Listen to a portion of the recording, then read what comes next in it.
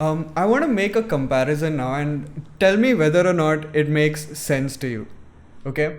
So, after reading up about you and listening to you now, I understand that as an entrepreneur, more often than not, what you're doing is new. And because of that, more often than not, it may not work, right?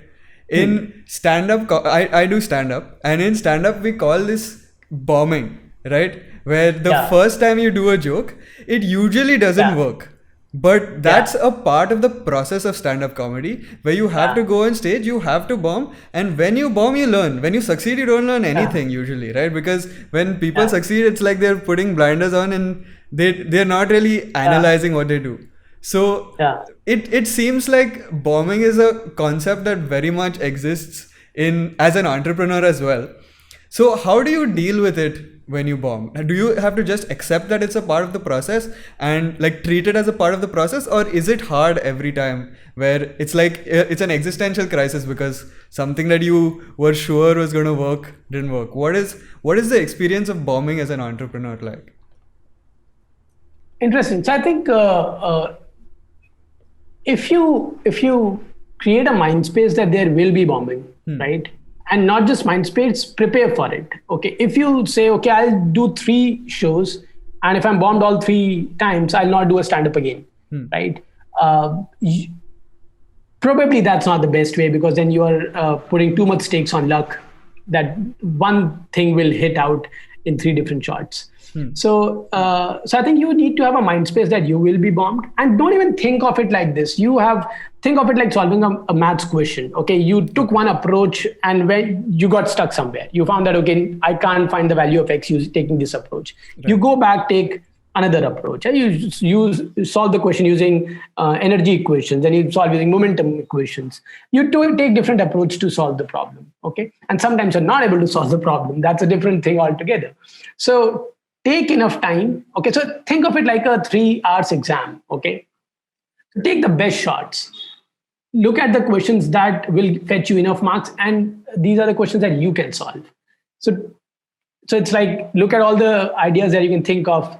Take the idea which has good enough returns is a wrong word, but good enough business, big enough market, and it's something that you know of. You have some expertise. You have learned enough about this concept, right? Then start to solve it. When you start to solve it, you take one approach. Sometimes it works, you get the answer. Go ahead, great, right? Sometimes you don't. You try to try a different approach. So make sure you're solving this question, and you have some limited time. It's not like you have unlimited time, right? So take different approaches in solving those questions, and know that in the first approach you would not get that. And that's why understanding that it's going to take 10 months before anything really starts to even work out. I'm not talking about serendipity, right? Serendipity, you built an app and it got viral. So you can't build for serendipity, right? Let that happen once you have built.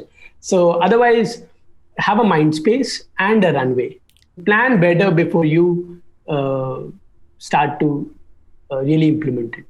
Right. That's how I think it becomes. Once you don't have that ego, okay, this is going to be every time you take something out of the world, this is going to be Facebook. If you don't have that in mind, be very academic in the approach. Try to look at it like a problem solution, and then let it shape itself. Right. Yeah. So you have to be prepared to fail, basically, and you have to be willing to fail. I would not say this. So I don't really. I think the ideologies of fail fast and stuff are not very good. Okay. I don't see them as the best of the approaches. So don't see failure as something that that should be there, right? So just understand that this whole problem solution is going to take time. Okay. And probably need resource. Right. And know that once you start to solve it, you might not get the solution in the first place, right? But you might, and because you have the runway and you have mind space, keep doing it in different approaches. Okay. Right. Like a lot of times we say that failure should be celebrated more. I don't think it should be even a function. Like, it should not be celebrated. It should not be looked down upon. It's a part of the process. That's what it is, right? So, and to let it be a part of the process, have bandwidth, have timeline, have mind space, have all of those three things. Don't get burnt out in just the first implementation that you do. Not emotionally, not mentally, not financially, not in any way. So have that runway. That's why I think failure is just a part of the process. It's like something that approach which did not work, or a market which did not really exist. Those are the things. So failure is also a very, very small word to engulf all of these things, right? What really happened, understand what really happened and move on. And when you do it the next time, make sure that you know at least one more thing. So take that into account.